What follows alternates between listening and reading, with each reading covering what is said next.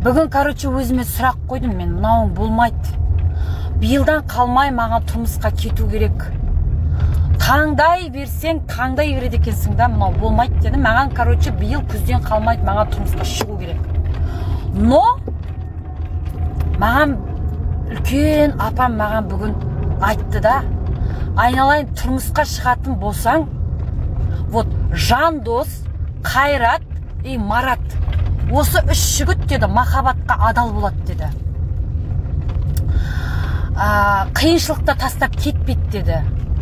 Ал Руслан, Тимур, Арман, осы үш жігіт бабник болады деді ғой маған. Бұл үш жігітке жолама деді. Красавчик болады деді, әдемі красавчик болады деді. Но измена жасайды деді конкретно. Сондықтан да Тимур, Арман, Руслан ренжімеңдерші маған. Қалғандарын комментарияға жазып кетсеңіздер, биыл күзден қалмай кетемен. Кастинг басталды, жерге таяқ тасталды. Кету керек биылдан қалмай.